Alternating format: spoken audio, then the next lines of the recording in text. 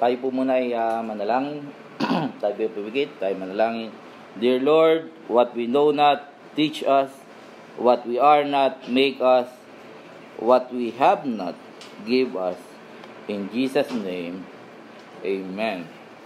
Doon po tayo sa Mark chapter 4, verses 35 to 41. Nais kong bigyang diin ang katanungan ng mga alagad sa huling talata ng kabanatang 4 ng Marcos, because I believe this is the main point of the passage. Our Lord Jesus Christ wants to teach His disciple that He can be trusted in the midst of a storm.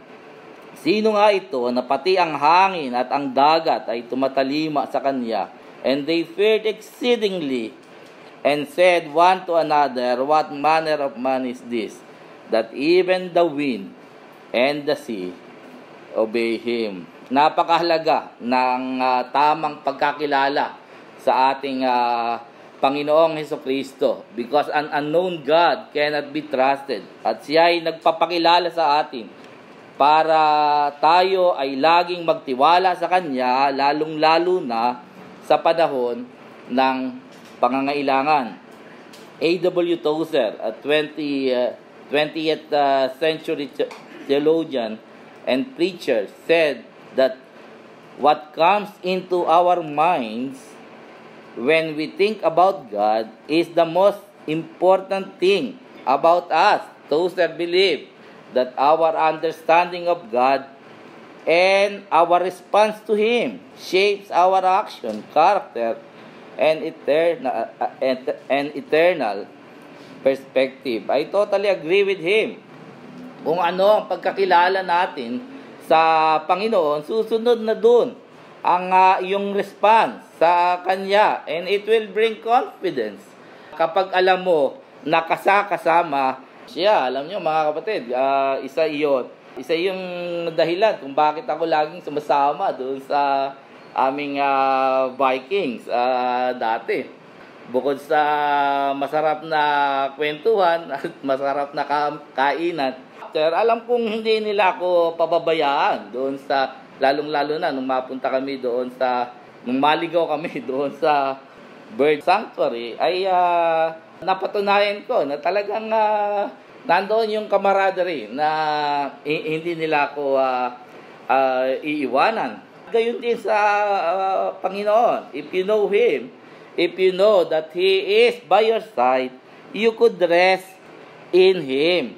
Hindi mahirap para sa atin na magtiwala sa Kanya, lalong-lalo na kung napatunayan na natin maraming beses ang mga kamangha-mangha niyang gawa para sa atin. Patuloy mo bang kayang sabihin, God is good to me all the time, God is good to me. Hindi lang Siya mabuti sa buhay ni Ma'am Cora, hindi lang ang Diyos ay mabuti sa buhay ng ating Pastor Eric, mabuti Siya sa akin. God is good to me all the time, God is good to me. Ang Panginoon ay mabuti sa akin sa lahat ng panahon. Kailangan natin na madalas na ipaalala ito. Yung mga katotohanan ito, ipaalala natin sa ating mga sarili dahil lubha tayong malilimutin. At ang mga alagad ay hindi exempted sa bagay na ito. Simulan po natin ang yung passage sa Mark. Ang sabi ay ganito, ng araw ding yaon, ng gabi na, sinabi niya sa kanila, tumawid tayo sa kabilang ibayo. It was a very busy day for our Lord Jesus Christ. Kasi matagal Siya na nagsasalita sa mga tao, nagtuturo, nangangaral ng ebanghelyo ng ating Panginoon. Siya ay nagpapagaling ng mga may sakit. Tumatawag Siya ng kanyang mga disciples. At makaka-relate dyan yung mga naghahanda ng mensahe. Naalala ko, pagka meron palang imbitasyon na 2 beses ka magsasalita, hindi lang isang beses. Kaya talagang iyon ay nakakapagod. Lalo na sa Kristo dahil hindi natin alam kung gaano siya nagsasalita at nagtuturo ng katuruan mula sa Panginoong Diyos. Kaya hindi nakakapagtataka na siya ay makakatulog pagkaiwan sa karamihan ay kanilang dinala siya sa daong ayon sa kanyang kalagayan. Meron siyang kasamang ibang mga daong at nagbangon ng isang malakas na bagyo habang natutulog ang ating Panginoong Hesukristo doon sa stern, doon sa back of the boat. Marahil nararanasan din yan ng mga teachers dito sa GCA. Yung pagkatapos ng klase, syempre, pagod na pagod ka. Hindi mo na makuha maglinis ng bahay. Naalala ko, nung panahong ako yung nagtuturo pa sa GCA, pagka ako'y naalimpungatan, hindi ko malaman kung kung iyon umaga na, kung tanghali na, magmamadali ba ako, aapuhapin ko muna yung aking ulirat kung iyon umaga. Kasi every time na natatapos ang klase, ang routine ko ay matutulog muna pagdating sa bahay. Pagka kinagising, hindi ko malaman kung umaga na, kung dapat na akong gumayak o dapat pa ako kumain ng hapunan. Gayon din ang ating Panginoong Hesukristo. Siya ay nakakatulog sa gitna ng malakas na unos dito sa Sea of Galilee. Yung Sea of Galilee, by the way, ay takaw bagyo ito dahil napaliligiran ito ng mga bundok, madaling mamuo.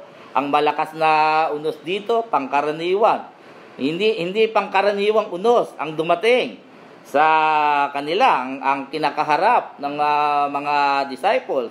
Pero you must remember na these were seasoned fishermen. Sila taga sa panahon. Kaya kung ito'y pangkaraniwang bagyo lamang, sabi, si Peter siguro, mamaniin lang ni Peter.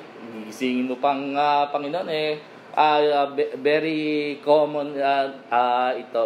Pero ang we believe na ang bagyong ito ay talagang malakas, super typhoon. Marahil ito kung sa ating panahon ngayon, it was a great storm. Marahil ay nagulat silang lahat because they were not expecting to encounter a strong storm. They were not expecting, the disciples were not expecting to encounter a strong storm. Only no one knows except the Lord Jesus Christ. God never promised an easy journey but only a safe destination.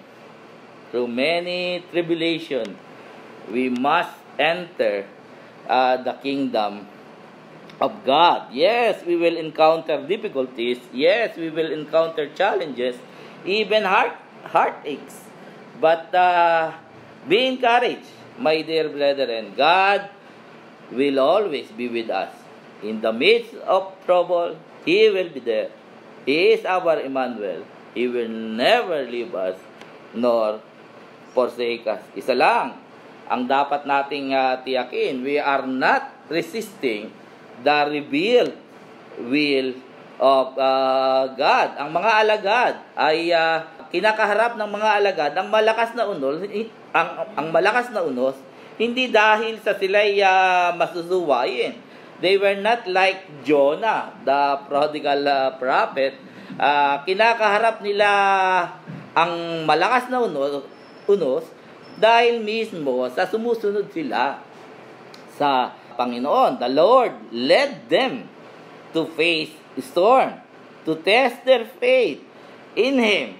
Ang nakalulungkot, they failed the test and they failed miserably. Tingnan natin ang sumunod na nangyayari at siya sa 38 na tayo, at siya ay natutulog sa hulihan sa ibabaw ng kutsyon. At siya ay ginising nila at sinabi sa kanila, Guro, wala bagang anuman sa iyo na mapahamak tayo? Jesus himself was in the stern, asleep on the cushion. And they woke him and said to him, Teacher, do you not care that we are perishing? O sa King James natin, Master, carest thou not that we perish? Yun yung mga katagang nakapanlulo mo. Nakaka-upset, di ba? Nakaka-disappoint. Master, carest thou not that we perish? Kung titingnan tayong mata sa mata ng ating Panginoong Jesucristo, maaaring sabihin niya, do you honestly believe that we will die in the midst of this storm? Nag-aalinlangan ka talaga sa akin. Bakit mo pinag-aalinlanganan ang aking pag-ibig, ang aking pagmamahal sa iyo? Bakit mo pinagdududahan ang aking mga salita at ang aking kakayanan? Hindi ba sabi ko sa iyo, tumawid tayo? Ang salita ng ating Panginoong Jesucristo sa kanyang mga alagad, tumawid tayo sa kabilang ibayo. Let us go over to the other side. Hindi niya sinabing let us die at the Sea of Galilee o let us drown at the sea. Kapag sinabi niyang let us go over to the other side, we will be at the other side. Hindi niya sinabing let us go under. Let us go over to the other side. At hindi pa ba sapat iyon sa atin, yung salita ng Panginoon? Yung salita niya sa atin, I will never leave you nor forsake you. Bakit ka nag-aalala? Bakit ka nangangamba? Bakit ka hindi mapagkatulog?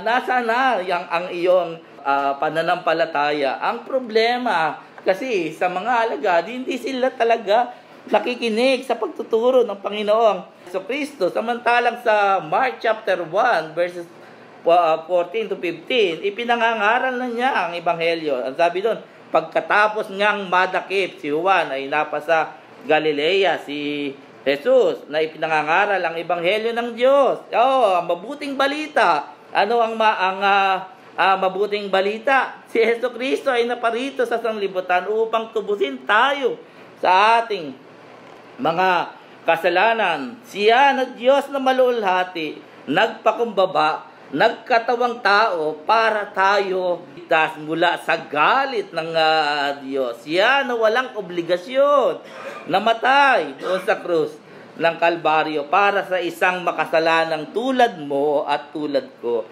para magkaroon ng tamang direksyon ang ating buhay. When the Lord was teaching all of this, their minds were wandering around. Iba yung laman ng isip ng mga lagad. I do not know, but I'm quite sure na hindi talaga sila nakikinig o hindi nila pa naiintindihan ang mga itinuturo ng ating Panginoong Jesucristo. Ano ang ginawa ng ating Panginoong Jesucristo after He was confronted by His disciple? Confronted by His disciple. Imagine niyo, alagad kayo, tapos hindi naman sila nagbotohan at sinabing, ikaw na, magsasabi, gisingin mo si bossing. Hindi ko maiisip na yun ay sinabi ng isa dun sa mga alagad, Guro, gising po, at tayo mamamatay. Hindi ganun sinabi. Carest thou not that we perish? Yun ang akala ng mga alagad, we will perish. Pero ang sabi ng Panginoon, let us go over to the other side. Ano ang ginawa ng ating Panginoong Jesucristo? He arose and rebuked the wind and said unto the sea, Peace, be still. and the wind ceased, and there was a great calm. Oh, napansin nyo ba yun? Yung dalawa yung great na nakita ko. There was a great strong storm and a great calm after noong sabayin ng Panginoong Jesucristo ang storm, ang malakas na storm. There was a 3-day rock concert in Bethel, New York from August 15 to 18, 1969. Matagal-tagal na ito. Hindi pa ako buhay nitong 1969. Called the Woodstock Music and Art Fair, where more than 460,000 people attended the event. It is considered one of the greatest moments in popular music history. Maraming sikat na tao ang nag-perform sa okasyong yaon. On the third day, dark clouds gathered, and it was very clear that a major storm is about to take place. When someone grabbed the microphone on the stage at Woodstock and started shouting, "No rain, no rain, no rain." And they get the people involved. 460,000 people get involved. Imagine ninyo, sumisigaw sila. Yung 460,000 people, almost half a million na yun. Nakita nila na maitim na yung clouds at nagbabadyaan na yung malakas na ulan. Sumisigaw sila, "No rain, no rain, no rain." Tumigil lang sila nung basang-basa na sila nung ulan. Dahil doon sa hindi nila napigilan yung malakas na ulan na iyon. No human being, walang sino mang tao ang may kapangyarihan over nature. Tanging ang gumawa ng lahat ng mga bagay ang may authority over them. Ang huling narinig ko na nagsabi na stop sa lindol naman, nakakulong na sa Pasig City Jail. Muli, sa Mark 4:39, "At gumising siya at sinaway ang hangin at sinabi sa dagat, pumayapa ka, tumahimik ka, humimpil ang hangin. Humusay na totoo ang panahon. Sinabi niya sa kanila, bakit kayo nangatakot? Wala baga kayong pananampalataya?" And he got up and rebuked the wind and said to the sea, "Hush!" Oh, ganun lang ang tinabi niya. And the storm suddenly ceased. Oh, yung great strong storm. Then when Jesus said that, hindi na siya kailangang magpaulit-ulit ng salita. Tumahimik. Kung si Nanay Lolet ang kausap ko, walang kaangin-angin na maririnig. Dahil tahimik na tahimik. Biglang tahimik. Walang kaangin-angin. Payapa ang dagat. And he got up and rebuked the wind and said to the sea, "Hush, be still." And the wind died down, and it became perfectly calm. And he said to them, "Why are you afraid? Do you still have no faith?" Oh, it is a faith lesson. Magagawa mo bang magtiwala sa Kanya sa gitna ng kahirapan, sa gitna ng kawalan? Magtitiwala ka pa rin ba sa Kanya sa kabila ng kasakitan at pagdurusa? Merong mga nagkakasakit na pamilya, sunod-sunod. Magtitiwala ka pa rin ba sa Kanya? Sa panahon ng pag-isa, magtitiwala ka pa rin ba? Will you still believe that Jesus cares for you?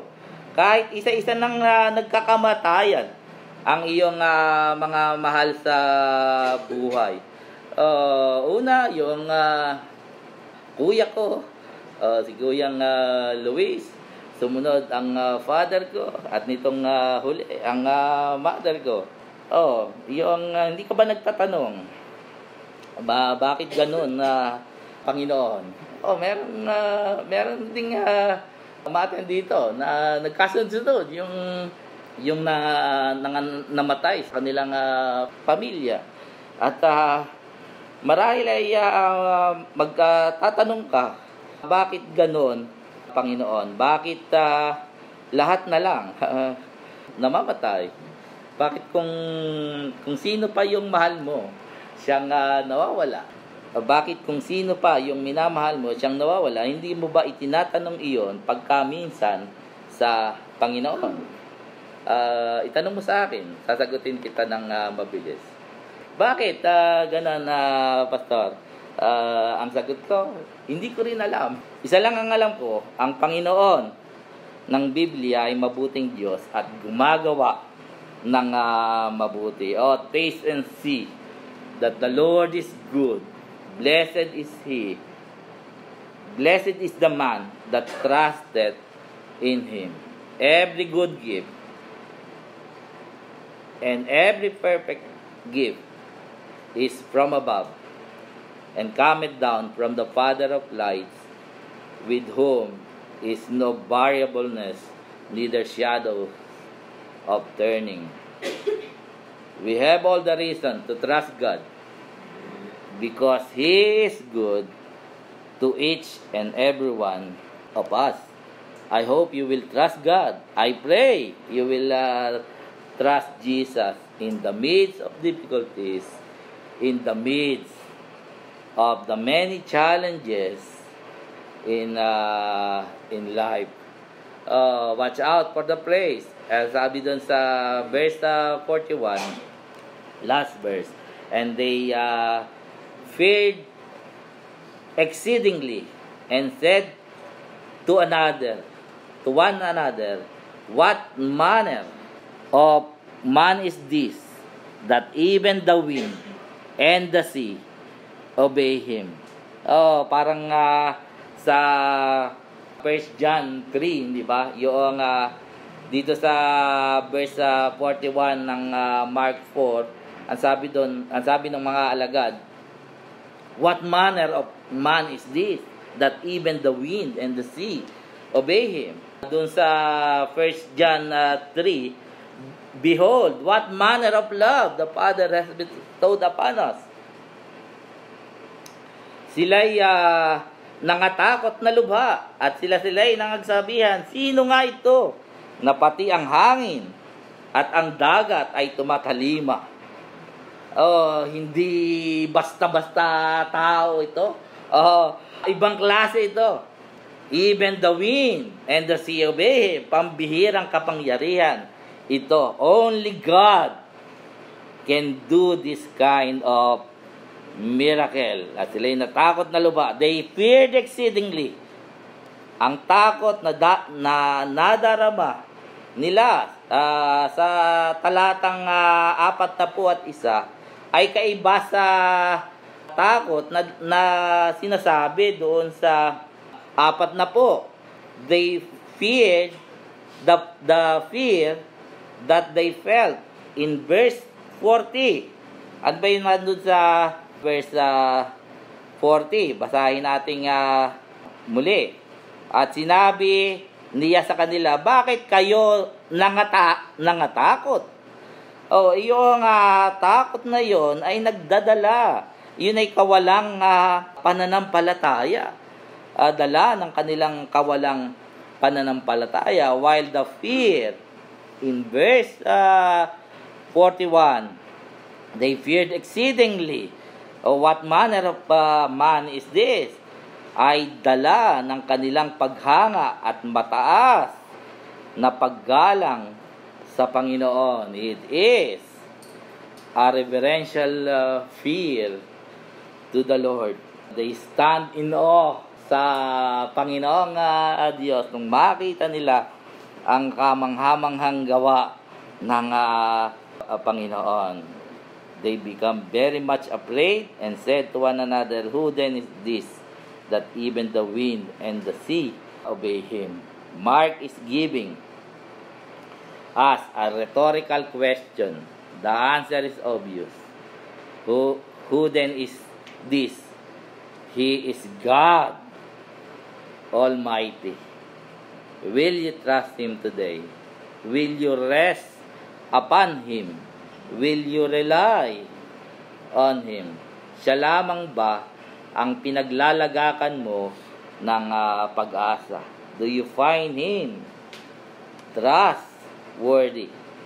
He that spared not His own Son, but delivered Him up for us all, how shall not with Him also freely give us all things? Siya na hindi ipinagkait ang kanyang sariling anak, kundi ibinigay dahil sa ating lahat. Bakit hindi naman niya ibibigay sa atin nang walang bayad ang lahat ng mga bagay?